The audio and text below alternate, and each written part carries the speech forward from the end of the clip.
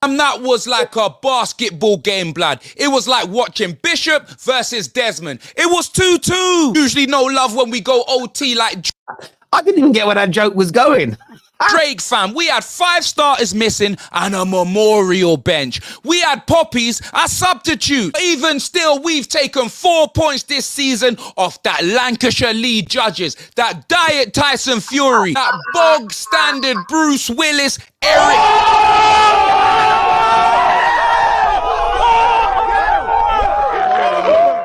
It ain't a bad result because at Old Trafford, we usually get filled in like an application form, blood. I was hearing all the talk for the Man United fans, the Mud United fans, kilograms, snacking Fenwa, pounded Yampage Jackson, fast food Lukaku. That was talking about, I'm loving Highlines instead. Brother, our line was higher than your cholesterol, and we still left with a draw like it was 420. I'll tell you this for free, I wanted more, but our attack, Brennan Johnson, 50 million, he's a sub at best, blood. We could have got...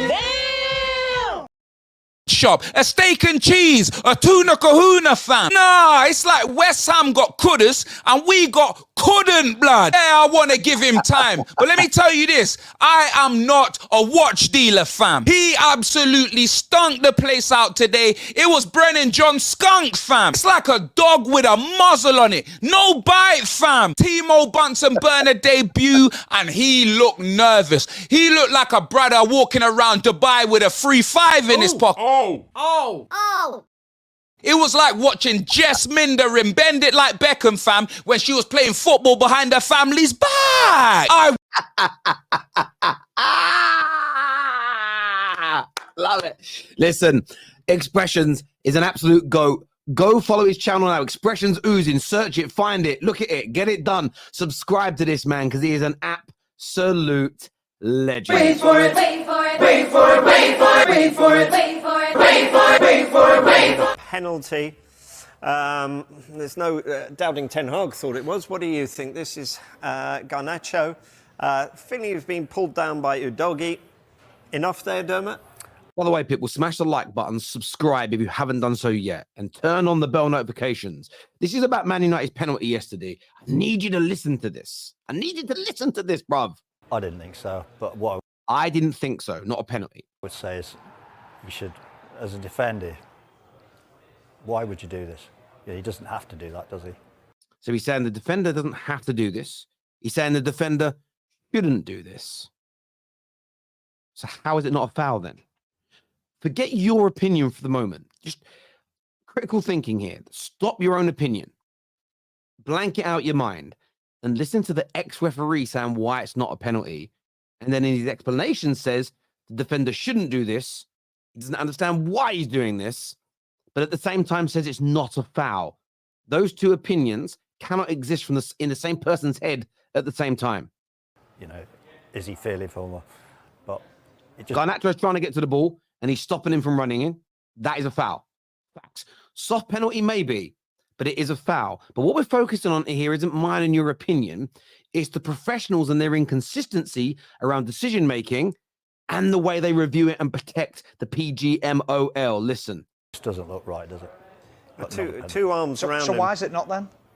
I just think he's got hold of him, making contact. I don't think he's pulled him down. He's certainly not. He doesn't pull him down, he picks him up. Yeah. But he's certainly... Two ex-pros on the panel are like, they don't understand. I don't even think they necessarily think it's a penalty. They're saying the explanation to defend the referees doesn't make sense. They're not putting down. I'd have been really surprised if a penalty was given. A few moments later. So we're going to go back now to October, when there was a very similar pull or hold on a player in a box. Listen to what Dermot Gallagher says. Let's have a look at the incident. Rasmus Højlund, judged to have held Rodri in the box. Right. Correct decision, Dermot. Difficult to say it's not a foul. Straight answer. Difficult to say it's not a foul. That's it. Straight into it. Difficult to say it's not a foul because he put one arm, not two, around his waist and held him. What people ask is, how many are we going to give now if you see this? He says people are going to ask, how many are we going to give? So he knows that now they've given one through a minor hold, The question's going to be, we've got to give more. By the way, not one single penalty since October has been given for holding in the box. It's given. I think you look at that, you can't say it's not a foul. He says, again, you can't say it's not a foul. So think of all the holding and pulling that goes on in the box. Not one like this. I'm talking not the shirts being pulled. I'm talking arm around the waist or stomach area. Not one single penalty has been given since. And everybody in October was adamant it was a penalty. But with yesterday's, everybody is adamant that it is not. Still nobody has given a detailed explanation as to why it's not a foul. As I say, the problem's going to be, is that going to be given week in, week out? But it is a foul. So, Okay, consistency is what we asked for, Dermot. Not see there, you hear that consistency is what we ask for. much to ask for, is it? Can't say it's not a foul. Can't say it's not a foul. Can't say it's not a foul. Can't say it's not a foul. Can't say it's not a foul. So keep saying, he can't say it's not a foul. But when it comes to a very similar situation, the only difference in the two circumstances is Rodri's running through to try and get to the ball. There's no doubt there's an arm around Rodri's midriff and it's put pressure on him, but it's not enough to make him go down. And it's one arm. The difference between those two things is minute. There is very, very similar situations. And you're allowed to say both are not penalties because I'm saying both are not penalties. I know some of you are going to be crying in the comments already. They're neither are penalties. I'm calling out the Dermot Gallaghers who speak to the world as the refereeing representation, talking out of both sides of his mouth. Now, as a rival, you may think, Spurs fans especially, how can you say that's a pen? I'm not. You're not looking. We should be all calling out the inconsistencies that are going on in this game. Let's go! Come on! This tweet from at the Elite Pundit. Now, just listen to this. You might disagree with it. It might grab some points, but I thought, I couldn't have articulated this much better myself this morning. So this is the tweet. Let's talk about Sancho because the revisionism, the PR, the enjoyment in putting down United over this FIFA player and social media hype influencer is hilarious. The reality is he's flopped at Manchester United, just like Harry Maguire did, but Sancho gets positive coverage while Maguire is ridiculed. Funnily enough, Maguire actually performed for a season at least at Manchester United when Sancho hasn't done it for a month. The kid has talent, but his arrogance and lack of respect for authority will see him never fulfill it. Anytime he's in an environment where people aren't worshipping the ground, he walks on, he wants out. It's happened at Manchester United, it happened at Dortmund, it happened with Pep at City. £350,000 a week, Manchester United more than appreciated his hype and his talent, but he flopped hard. Instead of fans calling it out, you've got the usual suspects blaming it on the manager and the club. Short-sighted analysis and terrible revisionism is across the whole situation. I want to say this here. The Jadon Sancho situation I find jarring. And I find it jarring because he did not perform at Man United. Do I put that all on him? No. I feel like I'm fairly consistent in this. I don't think it's all on Sancho. The same as I don't think it was all on Pogba. It was all on Martial. It isn't all on Rashford. It isn't all on Bruno. It isn't even all on the Wan-Bissakas and the Scott McTominays, who we don't think are good enough, technically, as football players. They're all impacted by the club being run poorly. But of course, some of the blame for their inconsistencies or inability to perform consistently goes upon them as well. There's a balance to it. In this scenario with Ten Hag, I believe there are elements of truth. I believe that the player and the manager had a falling out. This idea, this notion that every player should be treated the same is childish. That's never going to happen to you in any real walk of life. This idea that every single person at every single moment, regardless of context, situation, or personal relationship, is going to be treated the same is ridiculous. Now, that doesn't mean when you're at work, all your colleagues get bonuses for doing nothing and you're left scrubbing the toilets with your own toothbrush. We're not talking about an indiscrepancy to that degree. And of course, racism, sexism, homophobia, Islamophobia, these things are of course, there's no claims of this in this circumstance. Those things have to be called out. Nobody's saying that you should ignore them. But it's very normal for the manager to prefer other players to Sancho. Another manager might prefer Sancho to other players. These things happen. They happen at every club, including the successful ones. So I don't think it's this big outlier that people make it into be. However, in defense of Sancho, the way we handled it at the club, leaking stories about him, making it a public situation, I think has been disgraceful. So the problem with this circumstance is people are either completely backing the club, which I believe is wrong because the club has made mistakes, or they're completely backing Sancho, which is wrong because he is partly accountable. And the problem is the truth lies in the middle of this situation. The players made mistakes, the club has made mistakes, but everybody's trying to win some ideological battle. And all we are doing collectively is making the situation at Manchester United worse, 110%, in my opinion. No! God, please, no! No! But You did say, yeah, you did say that. But however, and City, the best team in the country, did that. Well, they weren't the best team in the country when they hired Pep Guardiola. No. They won the league twice in sort of the previous 4 to 5 seasons. Champions League team. They were a very good team when he came in. They're a very well structured club. No, that's my point. No, That's my point. That's my point. No, they were not the best team in the country when they hired Pep. The reason they're the best team in the country is because they went and got the best manager available. You haven't. We haven't. Man United and Chelsea. I didn't say we had.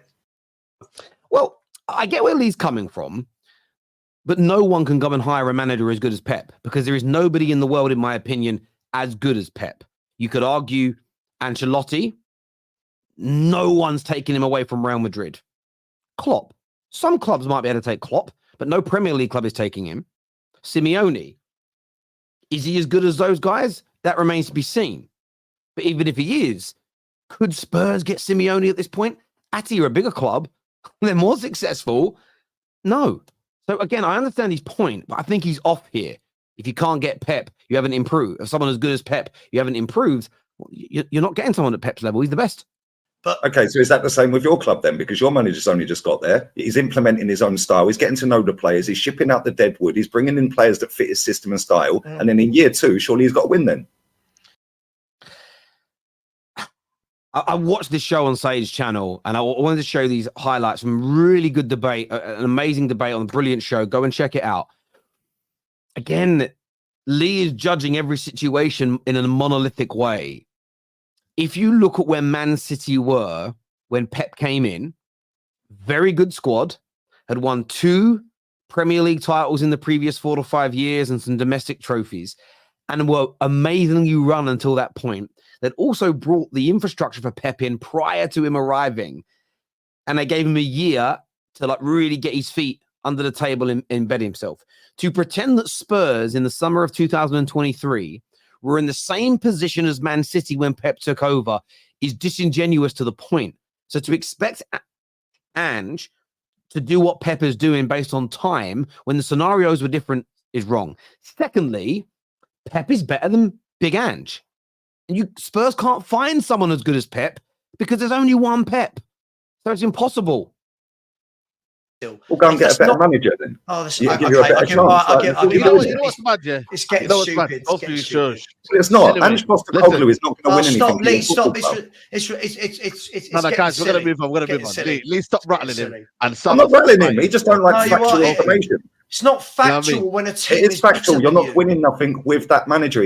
Well, it's not factual. It's an opinion right now. It's an opinion that Big Ange won't win. It can't be a fact if you're talking about something that hasn't happened yet.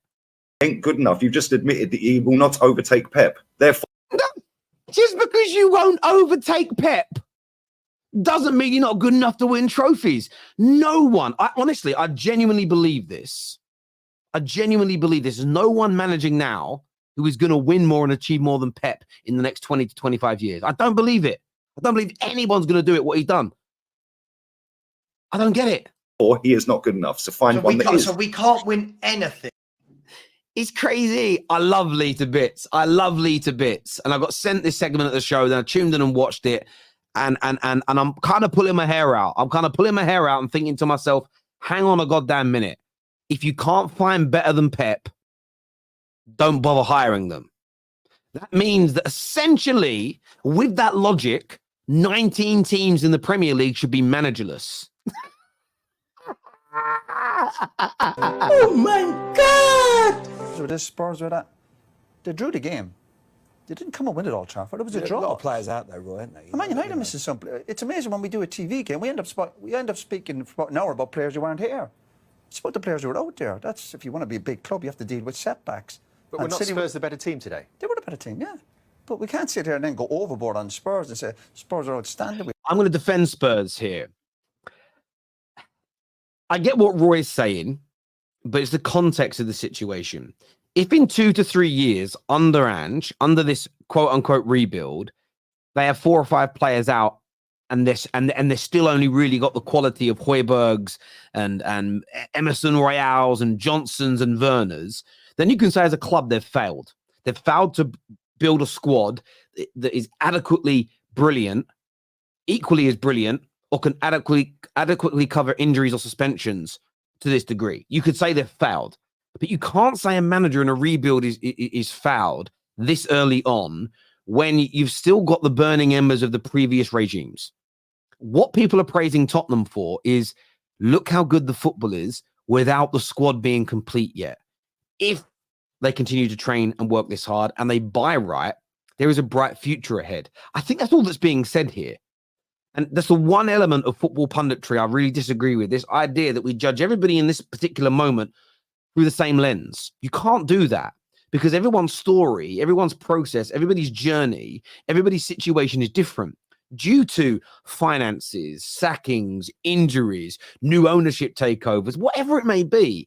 Every club is in a different starting point to one another. It's also why Fran Baby out with the bathwater is crazy, because the end of the season isn't the end of football. You keep going. And it's why not every element of success is measured in that particular season's trophies being put together and won. It's the direction that you're going in as well. So I think Roy Keane is being overly harsh here on Tottenham. He's removing the context from the situation, and they did very well yesterday. But nobody, not a singular person, is stating that there's some finished article that we should be lauding like they're peak Man United, peak Barcelona, playing total football and going to become a world great.